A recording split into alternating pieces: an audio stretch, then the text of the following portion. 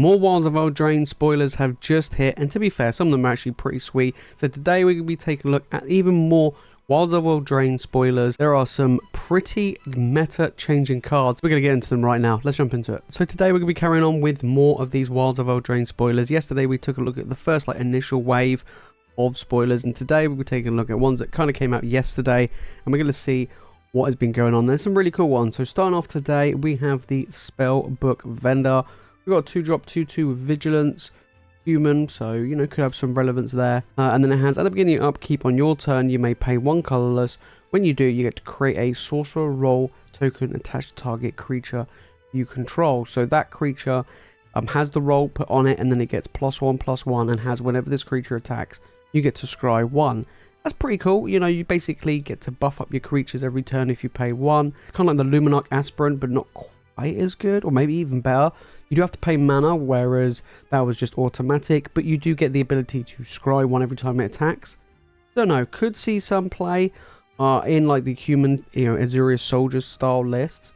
That also has a home. So yeah, I wouldn't, dismiss this straight away, but it has potential. Next we have Beseech the Mirror. I actually got shown a couple of days ago. Now this is actually a good card. Now black is already really strong and standard right now.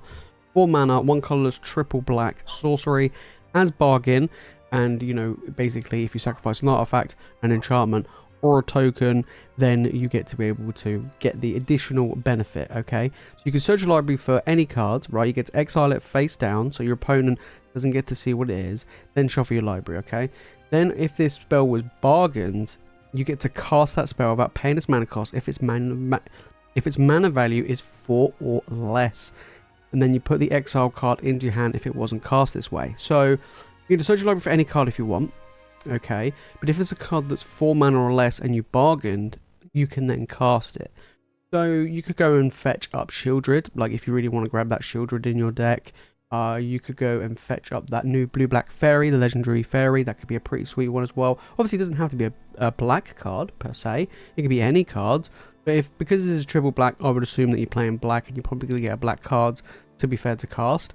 It's pretty good. It is pretty good. And if you don't bargain and you want to put it into your hand, that's also not bad. I mean, 4 mana for a tutor effect is pretty average, to be fair. Like, used to have tutors in the past, used to be 4 mana. So yeah, this is actually not too bad. I think it will see play.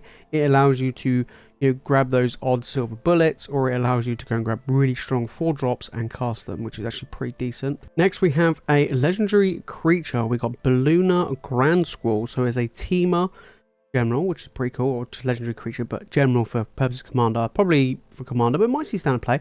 So we look at 3 colors, 4/4 for 3. Pretty decent stats. Has trample, so okay, that's pretty good. Then permanent spells you cast have an adventure cost 1 less to cast. So it basically means all of your adventure cards are going to cost 1 less. This actually might see standard play. If there's some really good strong adventure cards in standard in this set, then this might actually see some play. Then it also has obviously an adventure side of it for 5 mana instant. You get to mill 7 cards, and then put all cards that have an adventure from among them into your hand. So it's a build around. For commander, I can see this being used quite a bit, right? For commander, I can see this being used quite a bit, mainly because it's a general, right? It's a really good adventure build around. There are a ton from the original Eldraine set, and now this one. But for standards, maybe we have to wait and see what other adventure cards come out in these colors that could fit. Triple colors can be quite tricky. We'll have to wait and see if this sees much play. I mean, 3 mana 4/4 trample alone is pretty decent. It also makes all your future spells cost less. But we'll have to wait and see how that goes. Alright, we have a legendary artifact now. We got Agatha's Soul Cauldron. Now, I actually think this is actually a good card. So, 2 colorless legendary artifact. You may spend mana as though it were any color to activate abilities of creatures you control. Okay, that's pretty handy, but not game breaking there. Creatures you control with +1/+1 counters on them have all activated abilities of all creature cards exiled with Agatha's Soul Cauldron. Then it has tap, you exile a card from a graveyard. If a creature card is exiled this way, put a +1/+1 counter on target creature you control. Okay, so this is actually quite similar to Scavenging Ooze, where you pay 1 green. If you exile a creature card, it gets a +1/+1 counter, right? You do gain life as well. But with this is slightly different. Okay, so this is an artifact. You tap it, you exile creature cards, okay, maybe like the Tenacious Underdog, you buff one of your creatures, very strong. But then your creatures that have those +1/+1 counters put on it, or just any +1/+1 counters put on it, then have the activated abilities of any of the creatures that you exile with the Cauldron. Now, I don't know how relevant that side of the text is, but being able to remove cards from your opponent's graveyard that then buffs your creatures if you exiled a creature card is actually very good. So we'll have to see how well that plays. You know, this could be maybe a one-off that you might want to play. It seems to be a little bit more of an artifact kind of sub-theme in this set. So, you know, it might be okay. But I do feel like this might see more play in older formats. You could see it in, you know, older formats like Pioneer or over in Modern, because you have Khan the Great Career. This could be a sideboard slot that you can go and grab, you know, to interact with your opponent's graveyards or anything like that. So that you'd see play in those formats, but might not be that great in Standard, but we'll have to wait and see. Okay, next we have Auriette of the Charmed Apple. This was another one that I actually missed. 3 mana, so we got black, white for a 2/4. Each creature that is enchanted by an aura you control can't attack you or a planeswalker you control. At the beginning of your end step, each opponent loses X life and you gain X life, where X is the number of auras you control. So we're going heavily in on the auras with this one. So far, there haven't been many auras, apart from some of the cards that do the roles, that really stand out. It's not like it's just enchantment. It's specifically auras, which is a bit tough. It is a bit tough. So we'll have to wait and see what other auras, you know, if they can release just normal auras rather than heavily relying on these cards that create these roles for this to be any good. This might see some cool little build around fringe play, but I don't really see it causing massive waves in Standard. Alright, next we have a turtle, a Tortoise coming in, Blossoming Tortoise. So 4 mana 3/3 in green. Okay, not the greatest there. When it enters the battlefield or attacks, you get to mill 3 cards, then return a land from your graveyard to the battlefield tapped. Okay, so potentially ramps. Activated abilities are lands you control cost 1 less to activate, and then land creatures you control get +1/+1. So reading that, first thing I can think of that comes straight to my mind is Wrenn and Realmbreaker. So Wrenn and Realmbreaker can, with the plus ability, make one of your lands into a 3/3 with hexproof and haste, which is pretty good. Okay, so you can play Wrenn on turn 3, this on turn 4. This gives it +1/+1, so now Wrenn's making 4/4s, which is very relevant. But the activated abilities of the lands is actually quite interesting, because we've got the creature lands coming into this set. So that means that they're going to cost less. So the green-black one we talked about yesterday, where it's 4 mana for activate to make it a 4/4, now is 3 mana for a 4/4. With this in play, it's actually 3 mana for a 5/5. That is a lot of damage. That's a big body. That's actually quite interesting. And then on top of that, when this comes into play and attacks, you basically get to ramp. So, and we know that there's a lot of synergies by putting stuff into your graveyard as well, even if it's not land. Oh, I can see this actually seeing some play. Alright, so Elvish Archivist up next. 2 mana 0/1. I actually think this is a pretty decent card as well. Whenever one or more artifacts enter battlefield under your control, you get to put 2 +1/+1 counters on Elvish Archivist. It can only activate once per turn. So, you make a food, it gets +2/+2. Alright, so let's say you play this on turn 2. I don't know, next turn you make something that makes it food. You now have a 2/3, and it's going to get bigger every single turn, which is actually pretty cool. You know, if you can make an artifact every turn, right? Then, whenever one or more enchantments enter the battlefield under your control, you get to draw a card, and that can only activate once per turn. So, this is actually pretty decent. So, you kind of can get benefits from the food, you can get the benefits from creating the enchantments and the auras, so you can get some, you know, it gets bigger, you get some card draw going. This actually is alright. This is a really good build around cards. I could see this seeing some play in Standard. You know, right now we have the, you know, Slesnir Aura deck. This could actually fit quite nicely in that deck as well, because you get to start drawing a bunch of cards, which is actually really cool. But on top of that, you know, if you're making food or treasure or anything like that, this is also getting bigger. Not bad, actually. Pretty good for a 2-drop. And we have the Scolding Viper. Now, I'm actually kind of excited about this card. I actually think this card's pretty good. We've got 2 mana 2/1. Okay, then whenever opponent casts a spell with mana value 3 or less, the Viper deals 1 damage to that player. So, this reminds me of an older card, which was Eidolon of the Great Revel, which was a double red for a 2/2, and then when either player casts something that costs 3 or less, they take 2 damage instead of 1. This is just one-sided. This only affects your opponent. It's not as powerful, obviously, as Eidolon, because Eidolon, you know, is 2 damage, it's twice as much damage. However, this only affects, there's only one way, so it affects your opponent. So in Standard, I don't feel like this is like, it's going to see play, but I don't think it's like super powerful. In older formats like Modern, I do see in some play, and potentially also in Pioneer as well. And the adventure side of this is actually quite relevant. 2 mana, sorcery, return target non-land permanent to its owner's hand. That's still pretty good, you know. If it was an instant rather than sorcery, this card would see a ton of play. You know, bounce something, untap, play this, so, you know, you can get a really good tempo play going. This is pretty good. I do like it, and I will see Standard play in mono red burn aggro. It will play, you know, a role in maybe blue red aggro, anything like that. We'll see this in Standard for sure. And we have Lord Skitter's Blessing, 2 mana enchantment. Okay, whenever it enters the battlefield, you create a wicked roll token attached to target creature you control. All right. And then at the beginning of your draw step, if you control an enchanted creature, you lose 1 life and draw an additional card.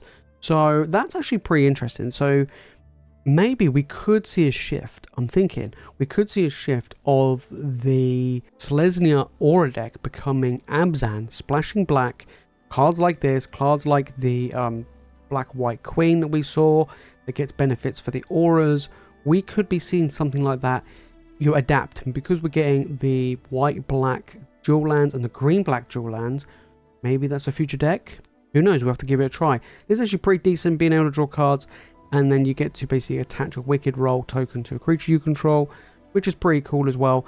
So yeah, overall, I think this could see some play. Maybe not in multiples, but we'll have to wait and see if it finds a home. Horns-Bane Troll next. We've got a Trolly Boy coming in. 4 mana, 4/4. Okay, green-black. When it enters the battlefield, bring a monster roll token attached to it. So it becomes a 5/5 with trample. So 4 mana, 5/5 trample. Okay, pretty decent. Then you get to pay 1, sacrifice an aura that's attached to it, and it fights a creature you don't control. If that creature would die this turn, exile it instead. Activate only as a sorcery. I don't know if this is going to see much play. I mean, a 4 mana, 5/5 trample is pretty decent stats, and the ability to basically pay 1 and fight it. It's pretty good. Maybe this, you know, you might see it in a couple of decks here and there. We haven't really seen green black be very strong in Standard right now, so maybe this might see a home.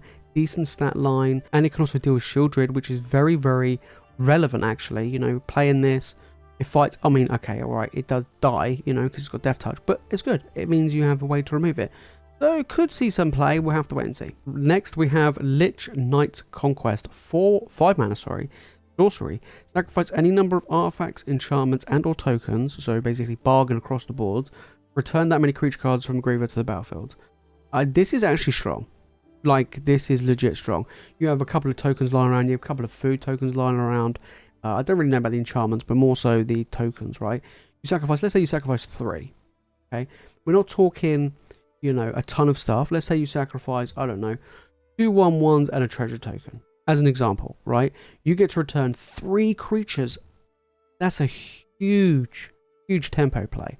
You know, you're in a grinding matchup, you know, back and forth, you're swapping removal left and right, you go for the throw and you cut down and everything's dying around you. This is actually pretty decent.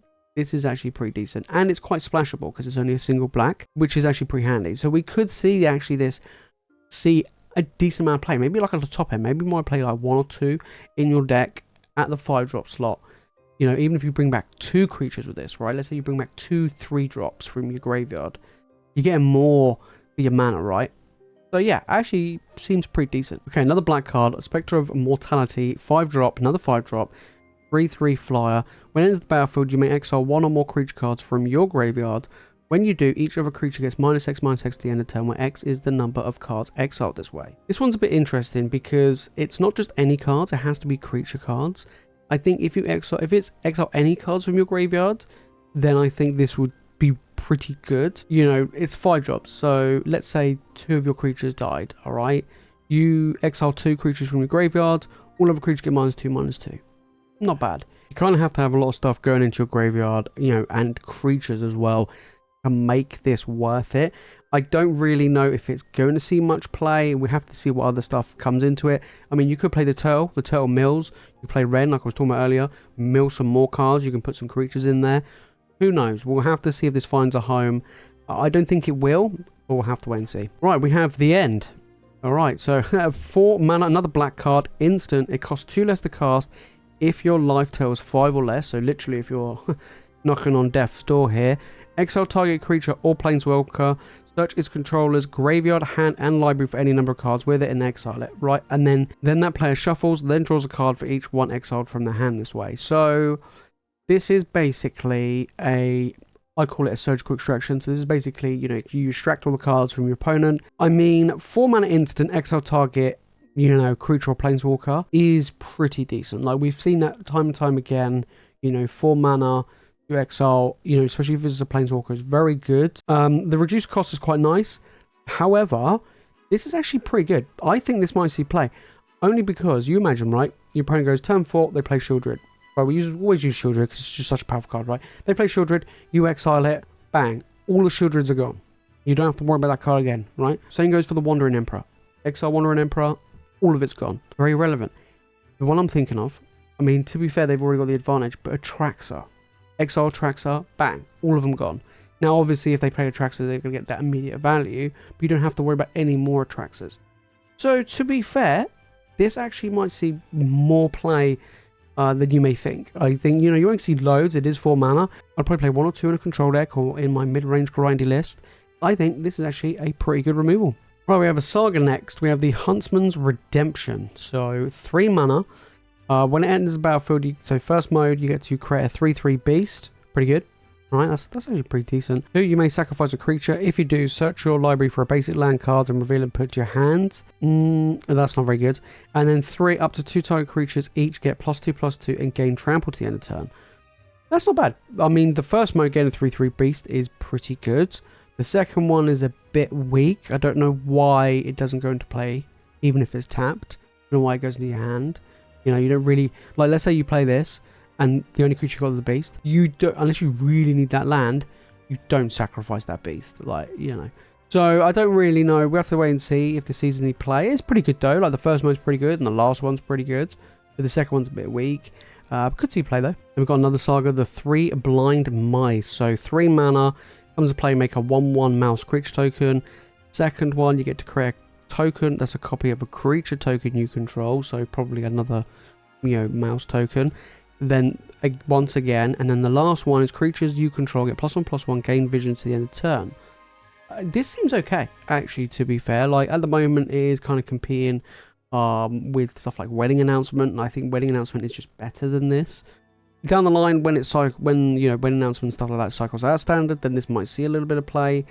But to be fair, I think this isn't going to see much play. You know, Wedding Announcement is just way too powerful. Like, way too powerful. Now, if you want to build like a token-based deck, then I would play this as well as Wedding Announcement. You know, just get all the tokens going, you know what I mean? So, this could see some play here and there, but I do feel like it's very cool, very flavorful, but I just don't feel like it's worth it. Then we've got the Thunderous Debut. So, 8 mana. Wow, very expensive. It's got bargain as well. Okay, better be good. Look at the top 20 cards of your library. You may reveal up to 2 creature cards from among them. If this spell was bargained, you get to put them onto the battlefield, otherwise they go into your hand. Okay, so you got to pay 8 mana.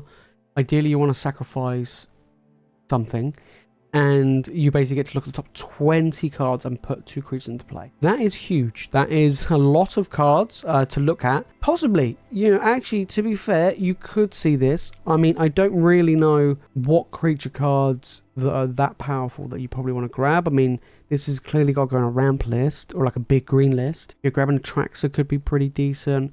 Maybe you could put this and grab, you know, top 20 cards. Maybe Natali as well. You could do some pretty crazy stuff. 20 cards is a big chunk. So you're going to be hitting some big phase off this. So yeah, I think this could see play. I mean, this is definitely a card which I would like to build around just for a laugh and see if I could play in a ramp list or a big green list. I think it's pretty good. Other formats, Commander is where I'm seeing this. To be fair, this would be very good in Commander. Look at the top 20 cards of your Commander deck is going to be very strong. So that is also a possibility. Although there are, in my opinion, better cards like Tooth and Nail. But this is still a card that you could see play, you know, in Commander, of course. But yeah, in Standard, I mean, it seems pretty good. But it is 8 mana, and 8 mana is a lot. Then we have a fairy. We've got Talion's Messenger, or Talion's Messenger. 3 mana, 1/3, flyer. Okay. Whenever you attack with 1 or more fairies, draw a card, then discard a card. Whenever you discard a card this way, put +1/+1 counter on a fairy you control. This is actually pretty good. Like, this is actually pretty decent. So, you got a 3 mana 1/3. So it's a pretty decent blocker, right? And then basically get to loot, which is pretty good. And then when you tackle one or more fairies, you basically get to convene for 1, essentially. But a little bit better, right? You get to loot, and if you discard a card from this ability, it gets a +1/+1 counter, right? Or just not just that one, actually, any fairy. But yeah, actually pretty decent. We have to see some more fairy support. Obviously, we have the fairy, is it Mastermind? The 2-drop that allows you to basically draw a bunch of cards. That is obviously seeing a ton of standard play right now. So I think this, you could see blue-black fairies make a return. Knowing they're on the same power level as Lorwyn back in the day, but you could actually see blue-black fairies making a return. This is actually a pretty decent card. We've already seen Talion be pretty good, and Dimir is very strong at the moment, so yeah, this could find a home. Then we have a big enchantment, Virtue of Loyalty, 5 mana enchantment. At the beginning of your end step, put a +1/+1 counter on each creature you control, untap them. Okay, alright, that's pretty decent. Then 2 mana instant, create a 2/2 knight with vigilance. This is actually pretty good. Like, this is actually pretty good. I think if this was just an enchantment that didn't have the adventure side, not worth it. But the fact is, you know, for 2 mana you make a 2/2 instant as well. So 2 mana 2/2 with vigilance. Okay, not the greatest, but still pretty decent. And then later on you could then cast this if you got all these tokens out, maybe all the, you know, wedding announcement, you got the 3 blind mice, you got all these tokens, they're all getting +1/+1 counters on them. And then on top of that you get to untap them all. This is actually a pretty strong card. I think if you know, me looking at this, I can think about doing a token deck. Like, I think that'd be a really fun deck to play. And build around, you know, maybe white-black tokens, maybe white-green, something like that. Could be even blue-white with the Invasion of New Friction as well. It's actually a pretty decent card, and it's a knight, so, you know, you could get some little buffs there. Pretty good. I'm excited. I think this is actually a pretty decent one, to be fair. But yeah, I think you'll see play. So there you have it, guys. Those are some more spoilers from Wilds of Eldraine. I think this set actually is looking pretty good. I haven't seen anything jumped out at me which is like super strong so far, you know, compared to the original Thrones of Eldraine. But we can get in some more, you know, cards to fit around these synergies. Bargaining seems to be a pretty decent mechanic, pretty strong anyway. There's some good adventure cards as well. I still don't know about the rolls. I think that those ones could be quite weak, but we'll have to wait and see. You know, but there have been some pretty sweet cards. I like that Turtle. That Turtle's quite a cool build around, like I say, with Ren and Realmbreaker. That could be a really exciting deck to build around. And Fairies are looking pretty strong as well. We'll have to see more cards that are coming that fit, you know, different archetypes that already exist or create new ones. But so far, I'm liking this set. The artwork's fantastic, by the way. Like, they've smashed out of the park with the artwork and the theme of this set. If you made this far to the video, guys, and you've enjoyed it, make sure to smash the like button, make sure you subscribe for more Magic content, and drop me a comment down below. What is your favorite card shown so far in this set? Is there any decks that you're looking to build around? You know, are you looking to build a token deck? Are you looking to build maybe a food deck, artifacts, enchantments, auras? Let me know down in the comments. For me, I'm excited for fairies, to be fair. I want to build a fairy deck, so that's one thing I'm looking forward to. But that is it from me in this video, guys. Make sure to tune in tomorrow for more of these Wilds of Eldraine spoilers. And of course, we're going to be building brand new decks when the set drops in Wilds of Eldraine, so definitely make sure you subscribe for that one. Alright guys, that's it from me in this video. Thank you all so much for watching, and I'll see you in the next one.